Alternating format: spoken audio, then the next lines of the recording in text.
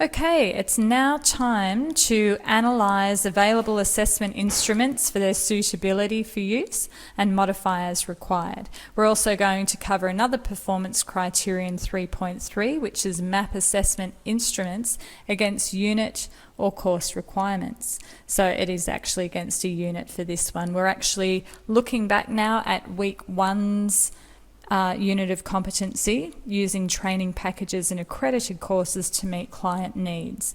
So this is going to be a very lengthy lecture. So you must, before you go any further, have these documents ready to go.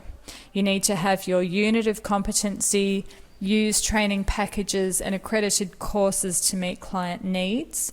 From week 1, you need to have that open and accessible to follow along with the performance criterion.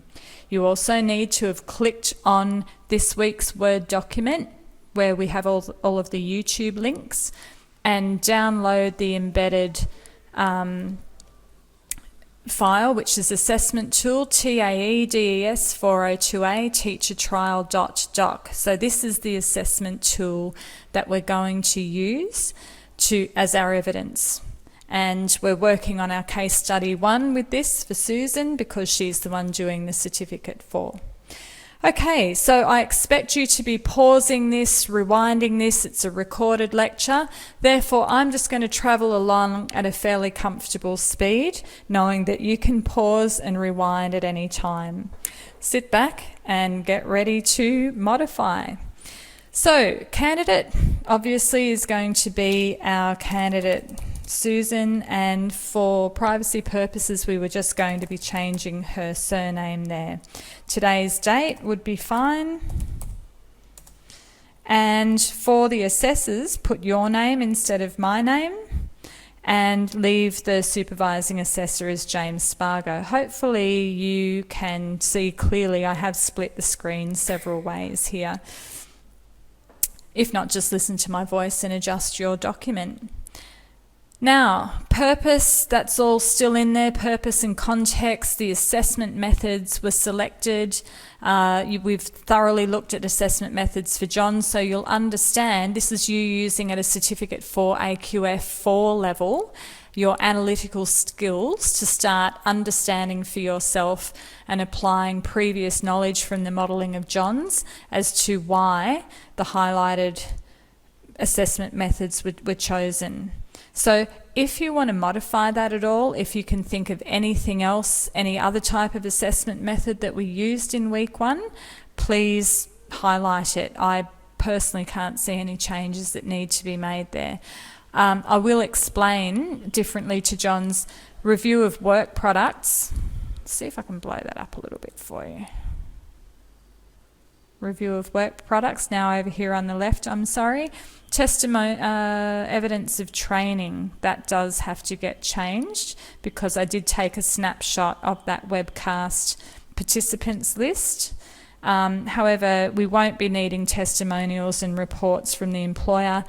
Susan hasn't applied any vet training packages in her work as a teacher. So we'll modify that one. What we can do is just go up to the highlight and select no colour with the highlight button there. And you can see where I actually changed that to a highlighted yellow.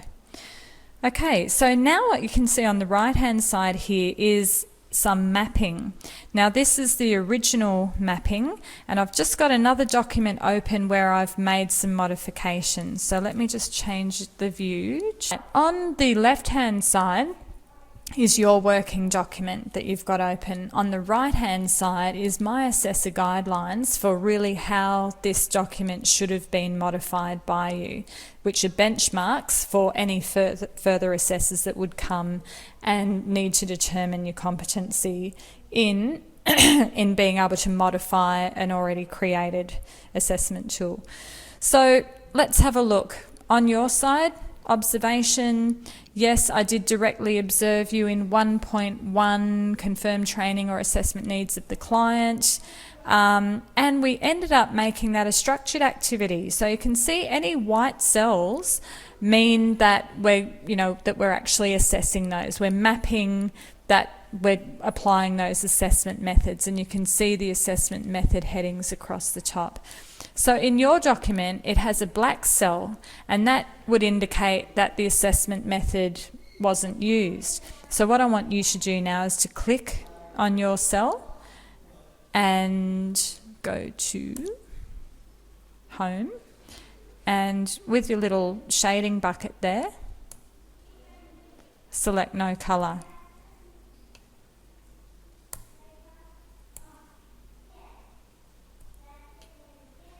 Okay, maybe the highlight button, no. Oh, finally. Okay, it was the little shading button. Yeah, so you can see how you can open that up and indicate with your mapping that structured activities was an assessment method used. So you can see the differences between the two documents. Let's just keep applying those changes. We ended up having a question in the questionnaire for 1.2. So we can apply that once again, no colour. The rest stayed the same. Now, over here it says that there was a structured activity for 2.3. 2.3, if we go to our unit of competency, is to determine suitable electives to meet the client needs. And it was intended in that webcast hour for another open mic where you could all discuss some of the electives that you'd had identified for yourself. There was a few technical problems week one.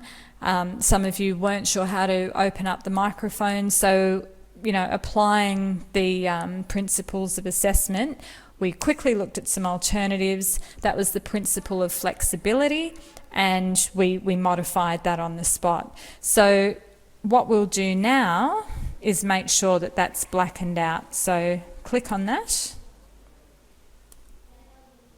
and change that. Okay, so the rest looks pretty much the same,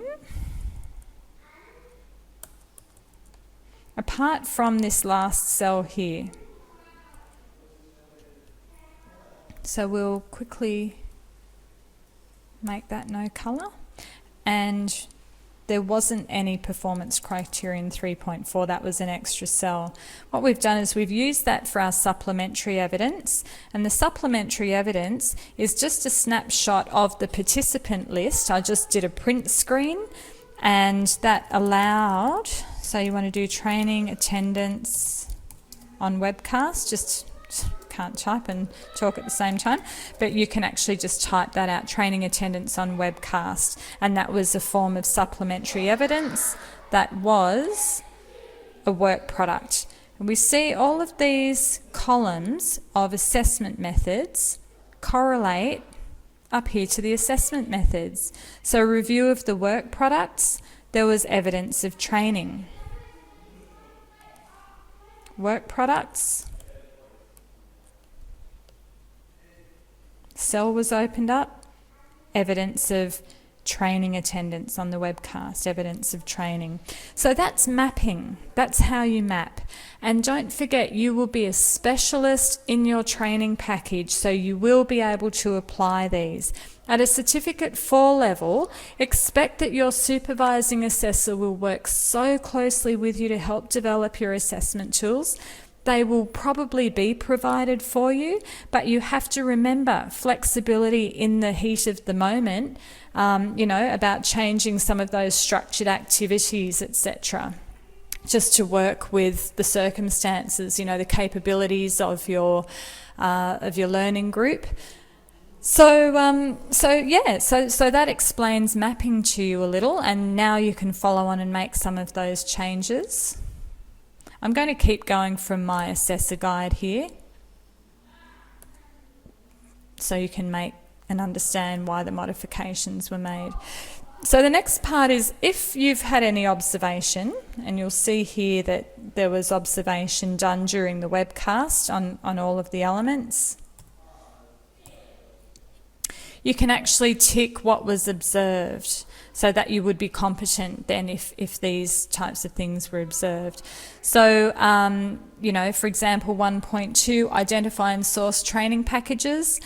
I did open up the internet there, and you all were able to go to training.gov.au and and actually download and find the TAE 40110. So, there's some examples of some of the observations from our first session.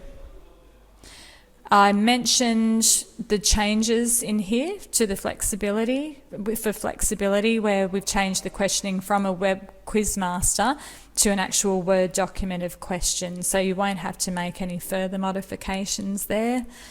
And you will have to just observe this sheet here right now and change the typing of the structured activities. Remember, we took out 2.3, which was determine suitable electives, and instead we replaced it with 3.2, which was read, analyse and interpret all parts of the unit during the webcast. Okay, so just make that change there.